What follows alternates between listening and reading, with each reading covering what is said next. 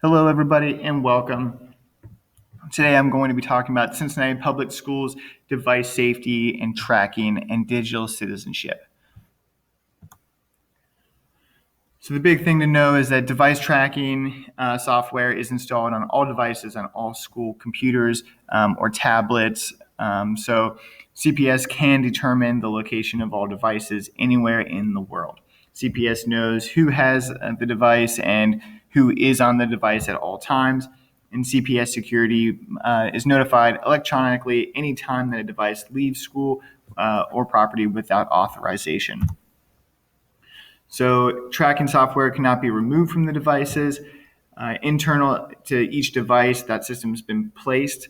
So Cincinnati police immediately are notified if a device leaves school property, and a full investigation will be launched. CPS is serious about device safety and will prosecute theft.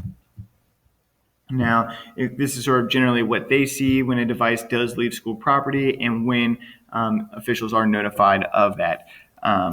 So it can also be very specific as to even an address as to where these devices are located. It's important to always treat your device with care, making sure that you never leave your device unattended, and don't lend your device to anyone, and don't use your device in places where it might be damaged. Don't eat or drink around your device, and don't place heavy items on top of your device, and making sure that you always return your device to your teacher and a technology card before you leave for the day. Your safety is also extremely important.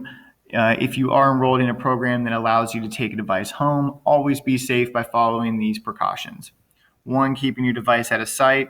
Don't tell others that you have a device. Don't leave your device in a car. Don't use your device in public. Pay attention to your surroundings. And if you feel threatened or if someone's trying to take your computer, making sure you just give it up. It's not worth any harm coming from your device. Digital citizenship, it's extremely important, but here's the question, what is it? It's defined as the norms of appropriate responsible behavior with regard to technology use. A great way to think about this is through the acronym THINK. T is the information that you are taking in or sharing true. H is that information helpful. I, is it inspiring? N, is it necessary? And K, is it kind?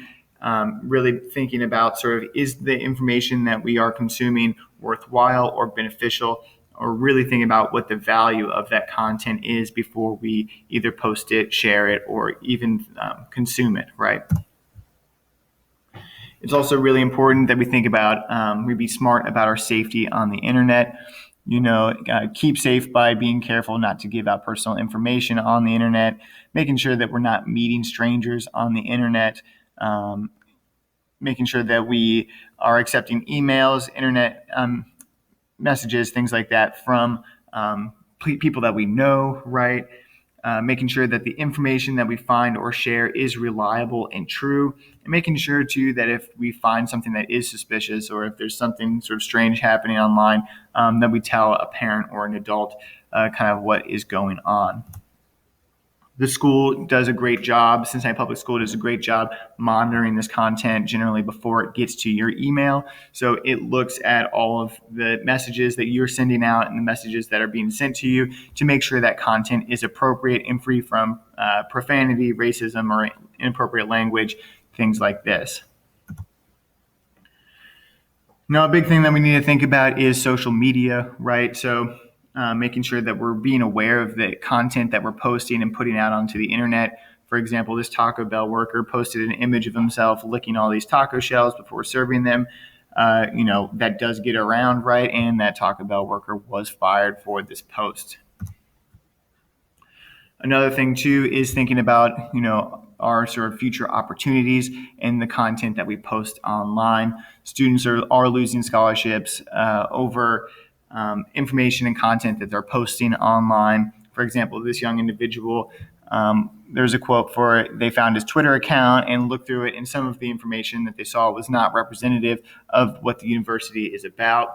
At a certain point, you do become a reflection on the institutions that you want to be a part of, and those institutions can either accept or refuse your acceptance into that, right? This quote by this young individual said that never let a 140 character tweet cost you $140,000 scholarship, right? So making sure that we are aware of sort of the larger consequences for the things that we post, and really being aware of sort of the ripple effect of those social media posts.